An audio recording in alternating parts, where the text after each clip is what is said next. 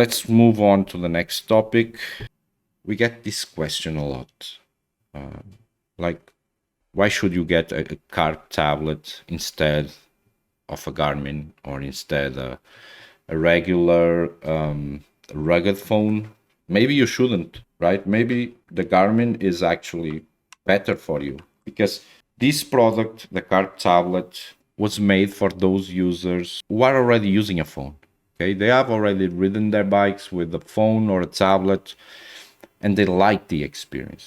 And probably they like it because the Android is an open system. They can install any app, they can try hundreds of apps, and they can adjust the device to what they want to have during their trips. Like some will want to use OSMN, others the locals, Google Maps. Some want to use like WhatsApp for sharing their location with their friends group, and they like this openness to install whatever they want and use their device however they want. Obviously, on a Garmin, you can't do that.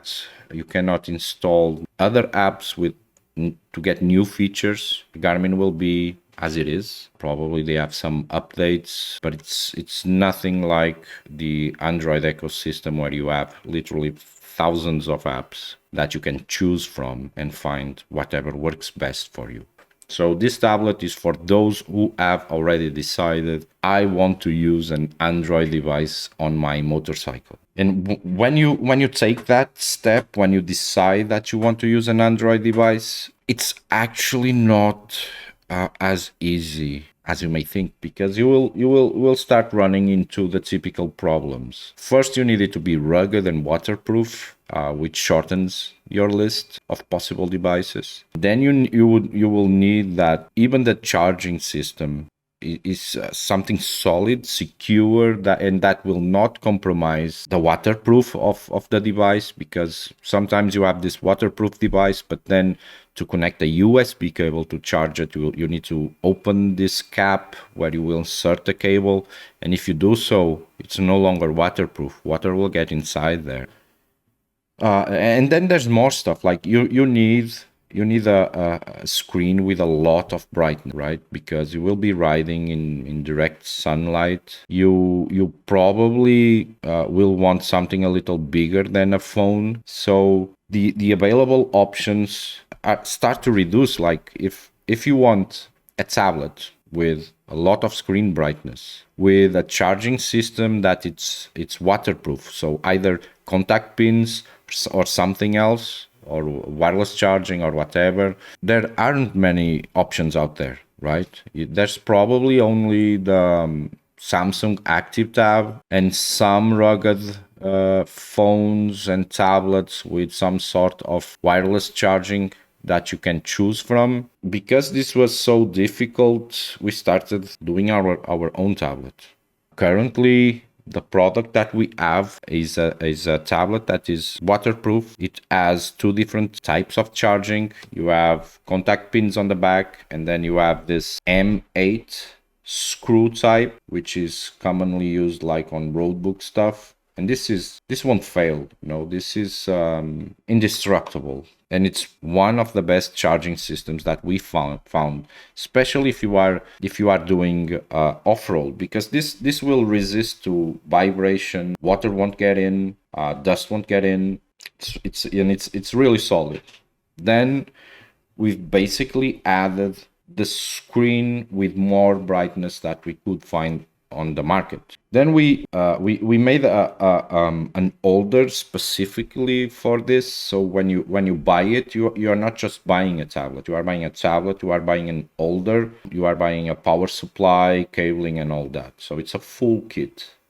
Okay, there are at least two more things that are really, really hard to find on an Android device. So even if you find an Android device that works better for your setup, there are at least two more things that are really hard to get on any Android device. And the first one is the fact that most Android operating systems, they are built by the manufacturer. Each device will have its own build, its own operating system, and unfortunately, manufacturers, they all want to brag about their battery life, and they are not building a device to be stuck on a motorcycle, always on, always using GPS. So obviously, manufacturers that don't consider that types of usage. So you will probably run into problems like background services getting killed.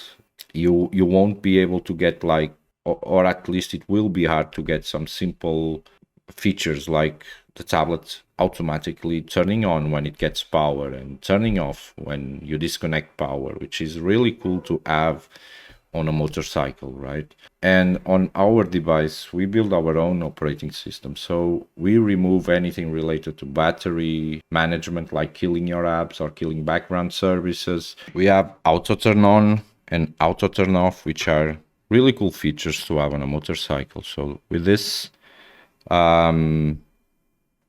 you can make your tablet automatically turn on when you turn on your ignition, and then when you turn off your ignition, you get this message showing you that the tablet is going to shut down after some seconds, and you can allow it to turn off or cancel it and keep using it on battery.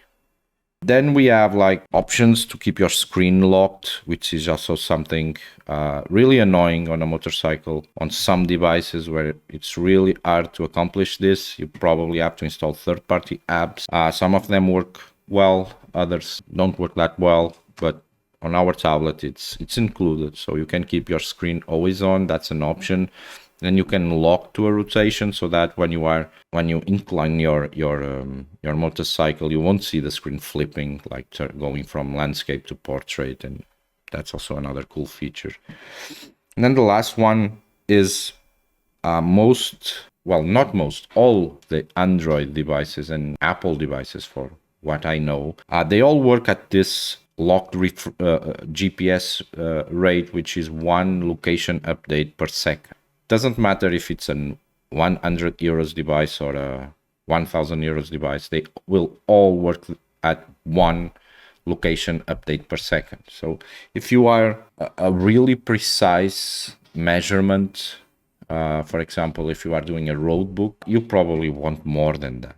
The faster it is, the better it is to calculate your travel distance, for example. Because a travel distance is calculation in a straight line between 2 location updates. So if they are 1 second apart, it means it's a straight line from this location update to the other one at a 1 second interval. If you could have 2 location updates per second, it means each distance calculation is done on a smaller interval, so you get double the precision. Well, obviously this depends. If you are on a straight line, if you are riding on a straight line, it won't make a lot of difference. But every time that you're doing a curve or every time you're not on a straight line, the more location updates you get and the smaller and faster the distance calculations are, the more precise they will be. And on this device, we are not using an integrated on GPS on the chipset. We have a standalone device GPS. It's a new blocks. Now it's an M9, and it can do up to 10 location updates per second.